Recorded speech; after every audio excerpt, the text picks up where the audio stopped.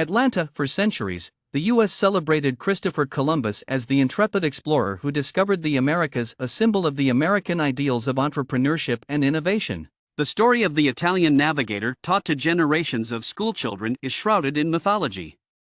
But for the indigenous peoples who inhabited the Americas long before Columbus ever arrived, Columbus and his namesake holiday represent something much more sinister: the violent colonization of their lands and the brutal treatment of their people. The movement to replace Columbus Day with Indigenous Peoples Day has been decades in the making. As a result of advocacy by Native American activists, many states and localities now observe the second Monday in October as Indigenous Peoples Day instead of or in addition to Columbus Day. That shift has since reached the federal level. Last year, President Joe Biden became the first president to formally acknowledge Indigenous Peoples Day. It's long overdue, David Wheaton, Tribal Historic Preservation Officer for the Mashpee Wampanoag Tribe, told CNN. When you look back on all that we've endured and sacrificed, all the systemic oppression at the hands of various levels of governments and agencies and programs and everything else, the fact that we are still here is amazing. Here's the history behind Indigenous Peoples Day and what it means to Native Americans. To understand the history of Indigenous Peoples Day, it's important to understand how Columbus Day came about. Columbus had been celebrated unofficially around the U.S. since the late 1700s. In 1892, President Benjamin Harrison issued a proclamation commemorating the 400th anniversary of his landing. As waves of Italian immigrants arrived in the U.S. in the late 19th and early 20th centuries, they faced prejudice and discrimination. To combat negative perceptions, a group of Italian-American elites took up the cause of Columbus Day, arguing that the contributions of Italian immigrants had helped make America the nation it was. In 1934, President Franklin D. Roosevelt designated Columbus Day a national holiday. The narrative around Columbus Day helped uphold the new racial order that would emerge in the U.S. in the 20th century, one in which the descendants of diverse ethnic European immigrants became white Americans, historian Melinda Maynor Lowery wrote in a 2019 article for The Conversation. Eventually, Native Americans began to challenge the history behind it. Inspired by the civil rights movement, Native American activists in the late 1960s formed the Red Power movement, built on principles of self-determination and cultural pride. At a 1977 United Nations conference in Geneva, indigenous delegates from around the world resolved to observe October 12, the day of so-called discovery of America, as an international day of solidarity with the indigenous peoples of the Americas. It would be longer before their calls were adopted.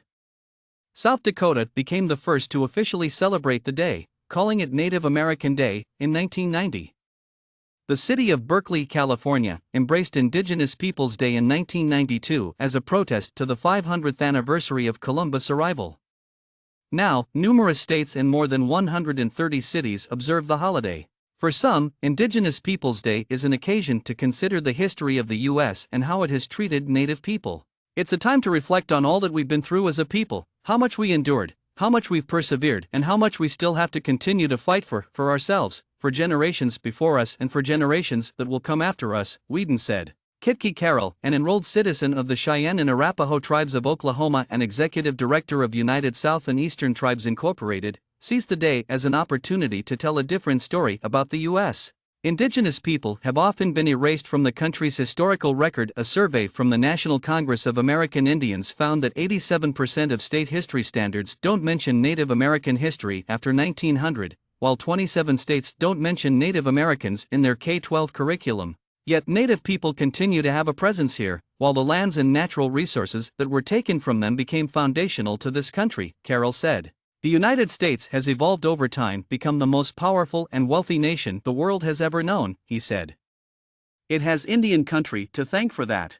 For others, Indigenous Peoples Day is about reclaiming power and celebrating progress.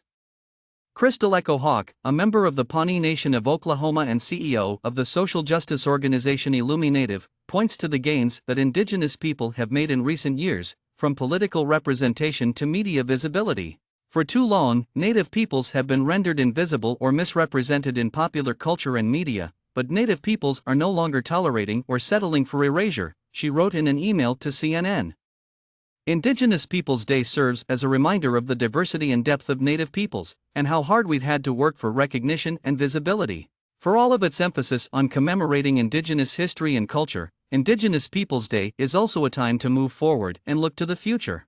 Some Indigenous leaders use the holiday as an opportunity to draw attention to issues that continue to affect Native Americans today, including climate change, tribal sovereignty, and land rights. Carroll noted that the Biden administration has been taking steps in the right direction when it comes to the country's relationships with tribal nations. In Biden's proclamation last year, he committed the U.S. to honoring the federal government's trust and treaty obligations to tribal nations.